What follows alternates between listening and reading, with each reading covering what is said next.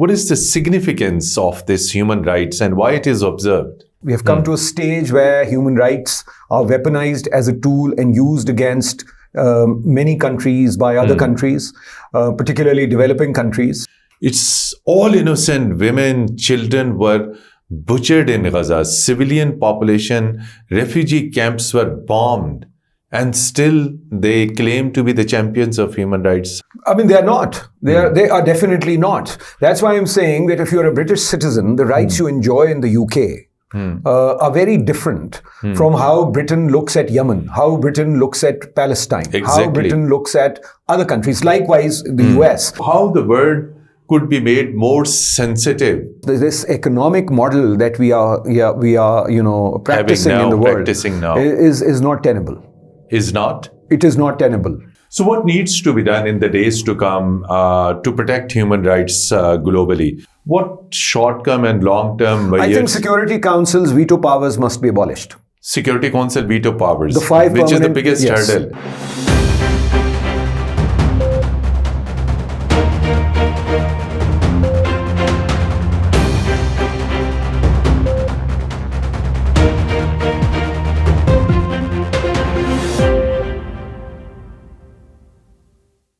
Bismillahirrahmanirrahim. Hello and welcome to program Insight in B News English.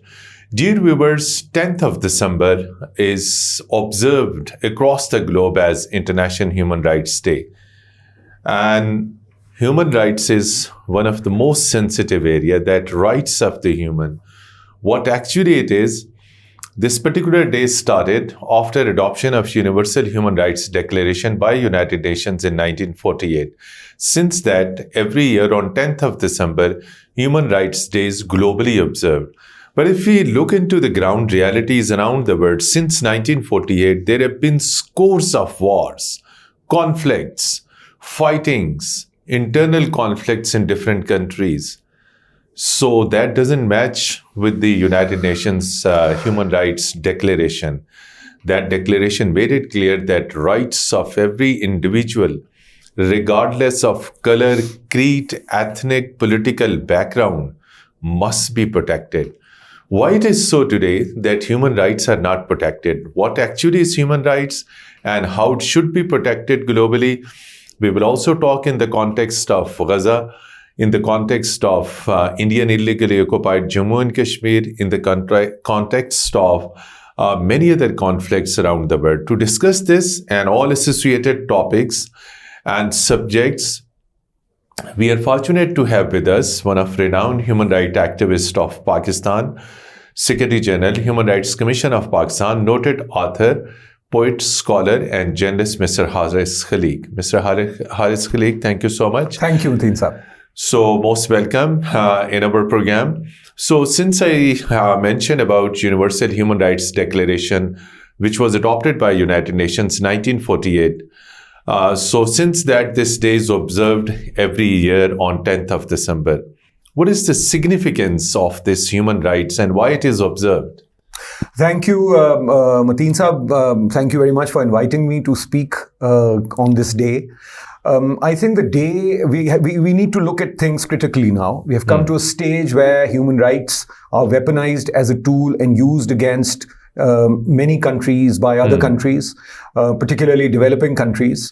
And the world is fragmented. Unfortunately, after the end of the Second World War, there was an understanding among nations that they should sit together and chart a declaration, draft a declaration.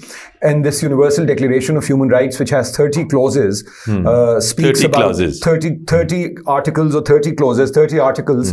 It speaks about civil rights, political rights, economic rights, cultural rights. And right to live.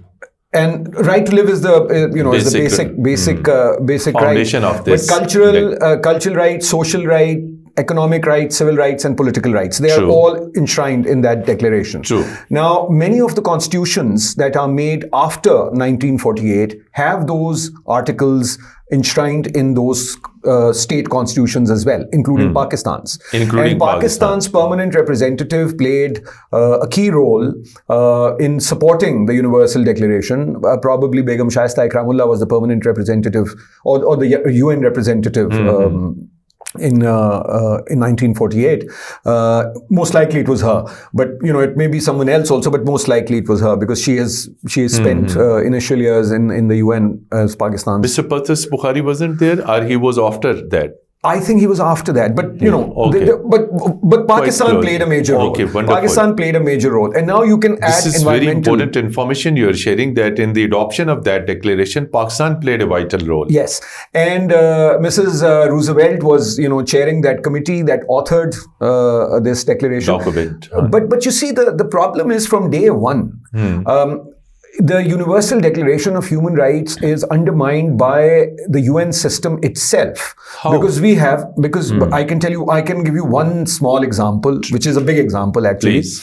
The permanent membership of the Security Council, which sits above the General Assembly. And it's a decision-making body. And it has 5 permanent members exactly, who have veto powers. Exactly. So it just completely undermines any kind of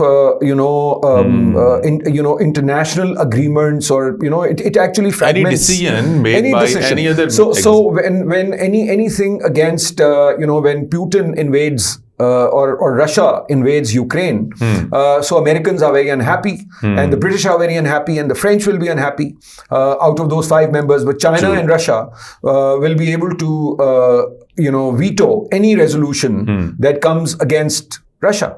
Likewise, when it comes to Palestine, when it comes to Gaza, exactly, the US and the British and which the French are the supporters of Israel, will support Israel and will strike down anything that the General Assembly adopts or discusses or resolutions passed. True. When it comes to the Security Council, Russia and China would support Palestine, the Palestinian cause, or for ending war in the Middle East, the expanding war that we see, unfortunately. It is a genocide. And then but then the Americans and the British and the French maybe are not 100% aligned with the British and the American states, but they are a bit different. They would make sure that nothing against Israeli illegal occupation or Israeli aggression or a terribly disproportionate response to what happened on October 7. They will not let it pass through.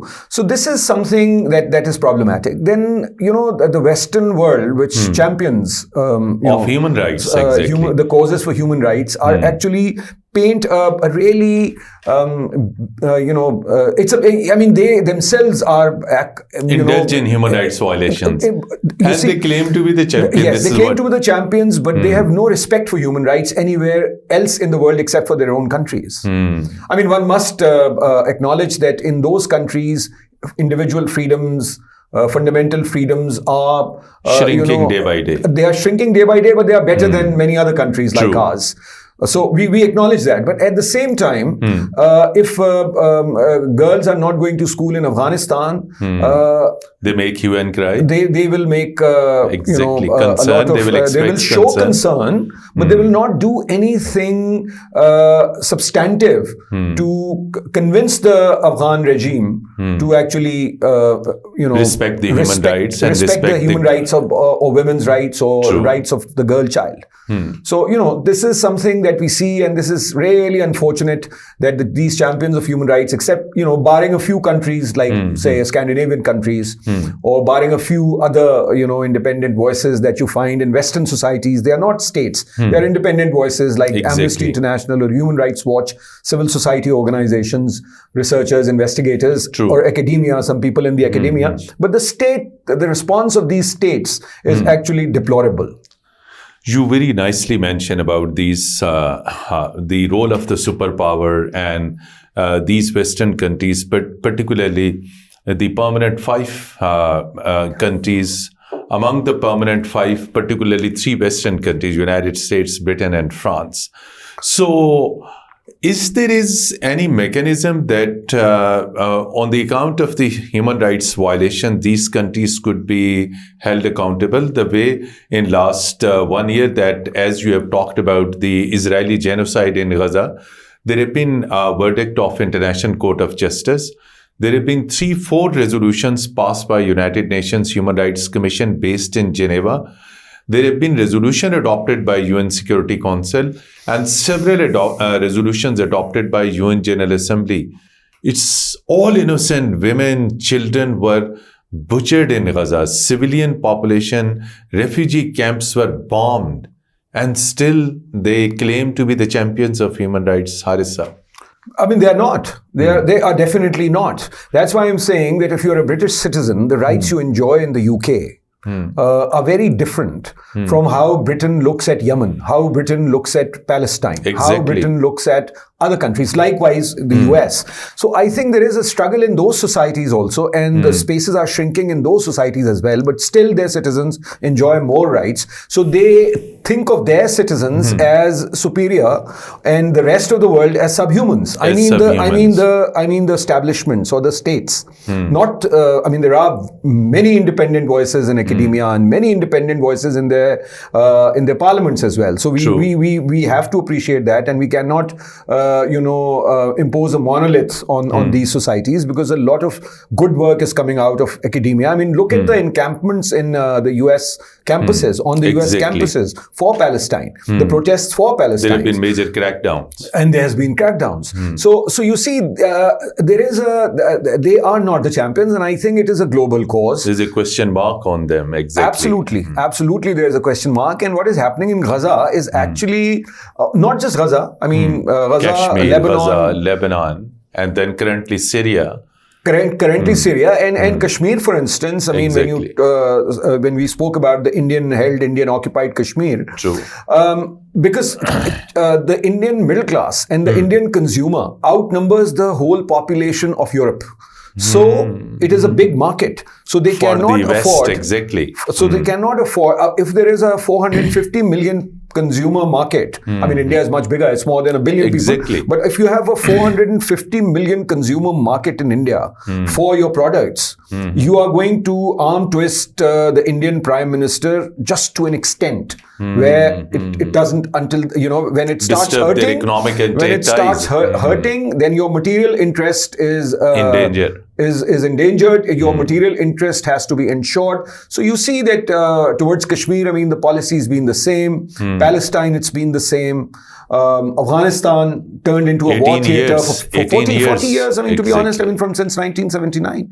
So these are the things which we need to factor in when we speak about human rights. But that does not mean that December 10 is not a landmark in human history.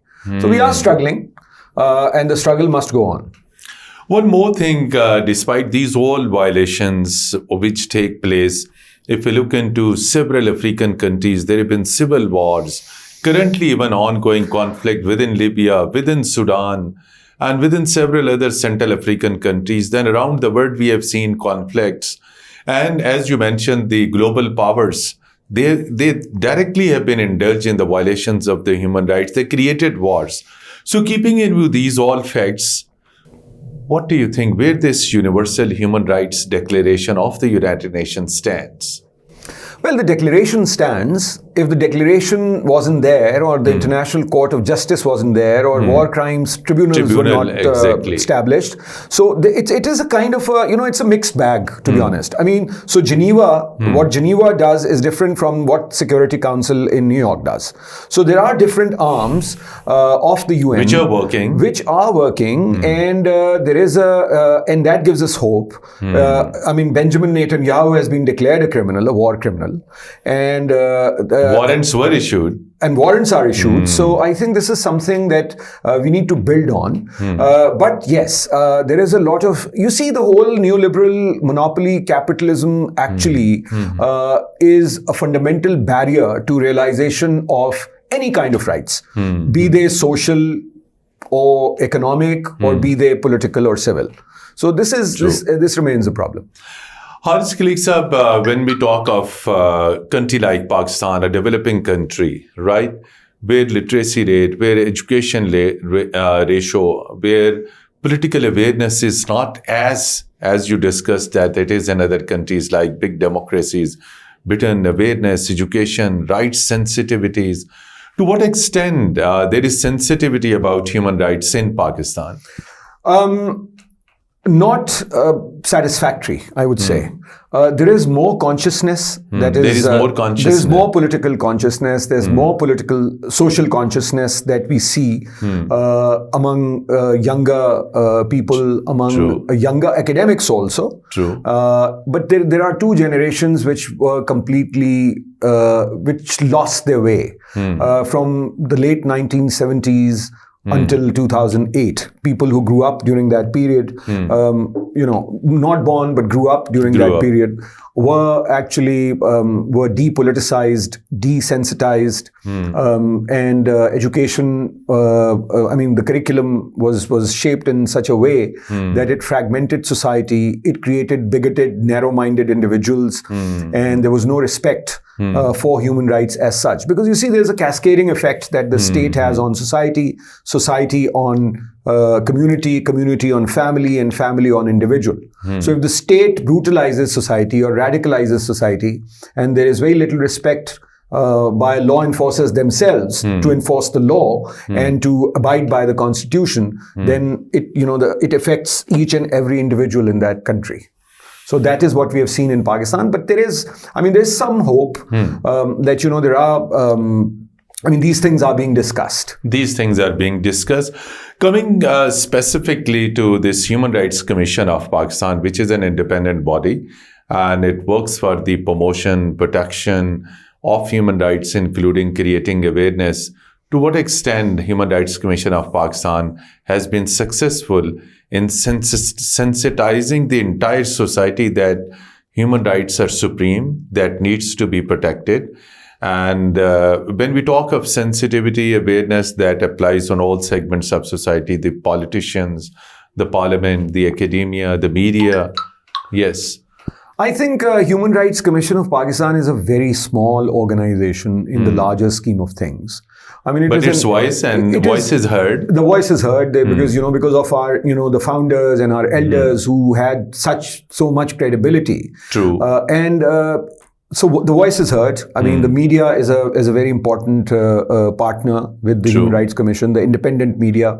The political parties also hear us. We have a love-hate relationship with the political parties. When they are in power, they don't like us. When they are in opposition, they like us. And there is a lot of pressure on the commission also, because the issues in Pakistan are so complex and massive. And there is very little respect for constitution, little respect for the federal structure of the state, little respect for equal citizenship.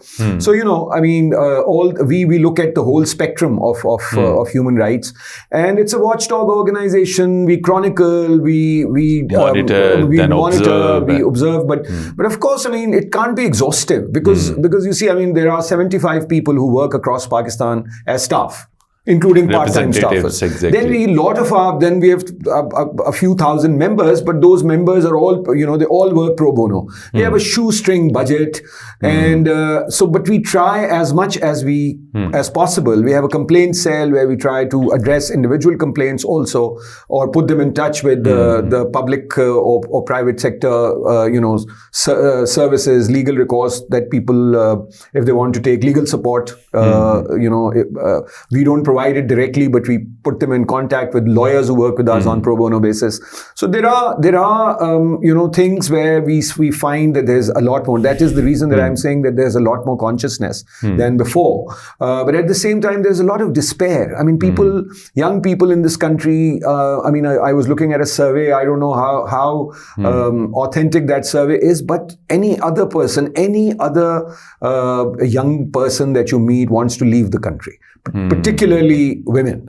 Particularly educated women, of course. with the non-literate or with the working class people, I mean, there are very little opportunities anyway. So whoever can actually afford to or find a way to leave the country is preparing to do that, which I think is a sign of despair. It is a sign of dissatisfaction, disappointment in your own country. So I think that needs to be reversed, and that can only be reversed when people, their dignity, their honor, and their fundamental freedoms are guaranteed. And like you said, the right to live, the right to life, the right to decent work, right to education, right to health. And right to raise your voice, right to hear, other voices. So, so it's freedom of expression and freedom of information go hand in hand. So if those rights are not, are under strain, then it becomes really difficult for people to, associate themselves or find themselves as stakeholders in a country. We have seen that Human Rights Commission of Pakistan, as you also shared some of the very short stories, that it has been creating awareness. Most important department in Pakistan is the police. Please share something that any work, any initiative was initiated by the Human Rights Commission of Pakistan pertaining to the police was arranged that these are the parameters of human rights, how people should be respected during protests, rallies. And of course, people during the last 77 years history of Pakistan, on different counts, they have been on the roads protesting for different purposes. And they first encounter used to be with the police. So anything that your commission did to sensitize police regarding human rights or human dignity? You see, we continue, not just the commission, but I know of other organizations as well, like Rosin, for instance, and there are Sahil. I mean, there are many other organizations, rights-based organizations, who have engaged with police over these years and who have conducted training programs, lectures, talks, from the schools where police women and men are trained, from there to the National Police Academy, to trainings held by for Pakistan, where Pakistan Police Service officers also participate in the National Institutes of Management and the National School of Public Policy and Law, which are the highest institutions of we senior most training. We have been engaging with all of them, and there are individuals who you would find very sort of receptive to these things and engaging with us. I mean, we get a lot of data from the police and prisons departments from across Pakistan, and they cooperate with us, particularly in cases of gender-based violence or violence against children. I mean, so there is a lot of cooperation, but unfortunately, fundamentally, it is a colonial policing structure, which has not been, after so many rounds of reform. But Police Order 2002 was brought, but it failed. But you see, because the whole our bureaucracy, our judicial system, everything, and our military also. I mean, all these the institutions of the state that we have are colonial inheritance. So we need to sort of modernize these institutions where complete revamping, where people of this country are looked at and respected as citizens, not subjects. Because you see, not subjects, because when you don't trust the subject, the subject has no voice in front of the monarch, the empire, but the citizen has an equal voice and an equal respect that the Constitution basically gives us. I mean, there are minor issues with the Constitution that can be fixed over time. I mean, there are some discriminatory clauses in our Constitution as well, but overall, the Constitution actually provides us as citizens certain rights, and those are not in sync. The constitutional rights that we are given, they are not actually observed, enforced by people, by the institutions who actually are colonial heritage. So that heritage has to transform itself into a modern, institutions of a modern republic with a constitution, with respect for equal citizenship. Over the last 20 years, if we see, Pakistani Parliament has passed several legislations, including protection of rights of servants, prevention of abuse against any type of servants at home. It could be male, female, but despite that, since you have been very closely watching, there have been massive such violations by the citizens. There have been certain violence-related incidents committed by citizens at their home against their servants or those who have been at their service, and these cases were reported in the media. So, how to make society sensitive? Yes, even if some of the educated people, most of these are educated people who actually can have domestic help hired by them, and it is very unfortunate that if you find that happening in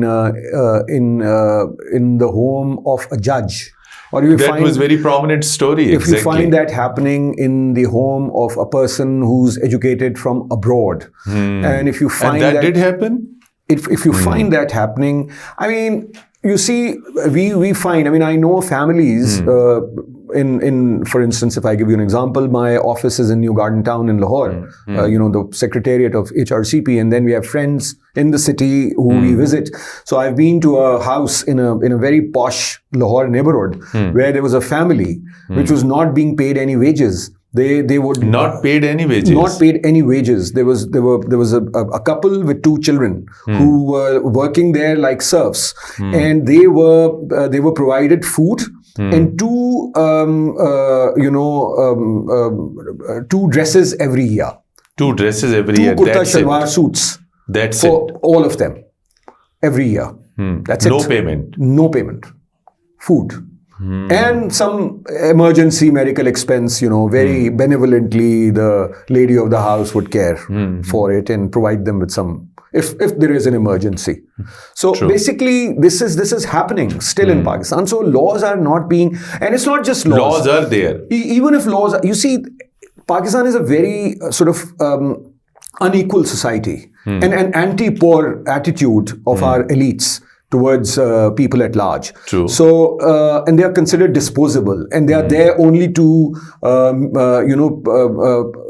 provide you with your, fulfill your energy needs. True. Right? So this is something that we find, and this is something horrible that is happening around us. And I think there's a lot of social awareness and I think media should also, like you have been a very leading journalist of this country.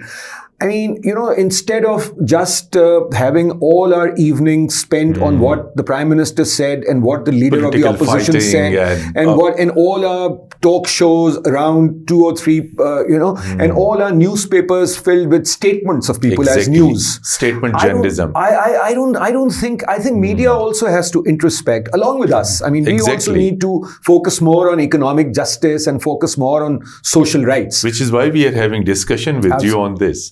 So what is then drawing your attention on some of the worst human rights violations in the Western world, which is considered most sophisticated, highly sensitive, educated, but there have been worst human rights violations. You have seen the story of Bosnia-Herzegovina. You have seen the human rights violations in Spain. You have seen human rights violations in Spanish history, in British history, in American history, and in the most recent conflict, that some of the conflicts that you mentioned and some of the conflicts which are still underway. So gradually we are moving towards the closing of the program. So how the world could be made more sensitive so that in the years to come, in the decades to come, right, this so-called champions of the human rights could become obedient to the human rights. You see, the current economic structure of the world, which is a very, and the rise of right-wing populism. When I say right-wing, I mean in terms of economy.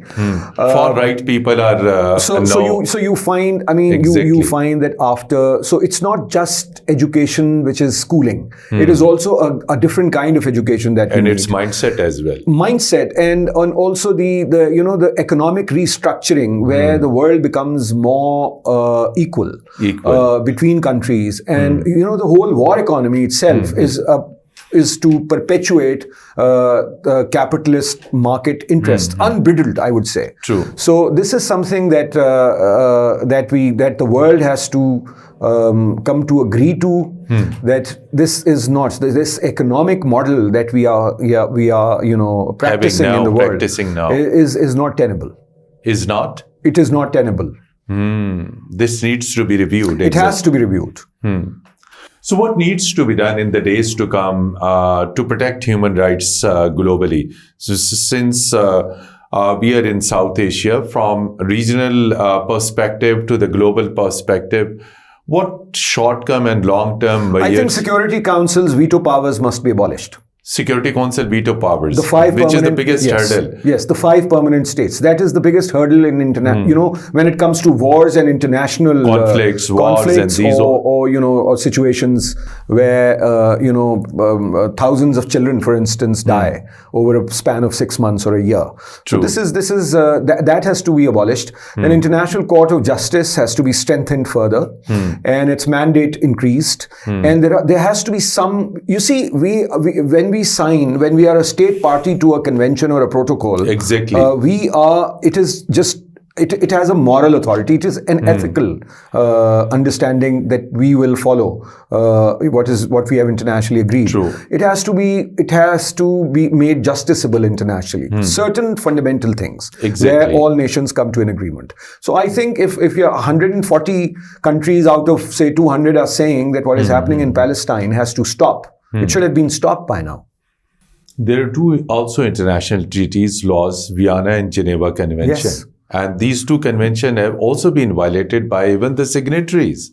Absolutely. I mean, this is what you find, and might is right, and that is something that it is time for a global introspection. But how would that happen with Mr. Trump winning in the US, with right-wing rise in France, in Europe? Exactly. You see, there's Mr. Putin in Russia. I mean, and Modi in India. These issues have to be resolved. But I mean, these people have this, like I said, right-wing.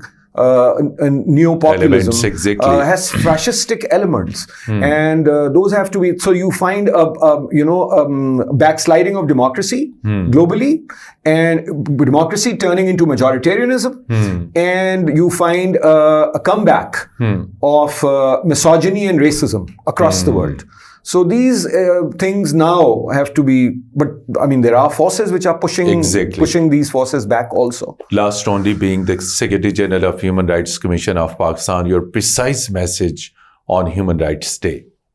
Mateen Sahab, I think Pakistani state has to, I will speak about Pakistan now because we have spoken about globally. Pakistani state has to now recognize that, there is a constitution and we are a republic and we are citizens with equal rights, and our rights are enshrined in our constitution, and the state should start respecting that from Gilgit-Baltistan to Sindh, from Balochistan to Punjab, from Khyber Pakhtunkhwa to Islamabad and Azad Kashmir. Thank you so much indeed, Harris Khalique Saab, Secretary General, Human Rights Commission of Pakistan, for speaking to Program Perspective on this very, very important day, Global Human Rights Day. And you shared with us global perspective as well as human rights Pakistani perspective. Thank you once again. Despite your very busy schedule, you accepted our request and participated in our program. And dear viewers, till our next program, goodbye and Allah Hafiz from studios.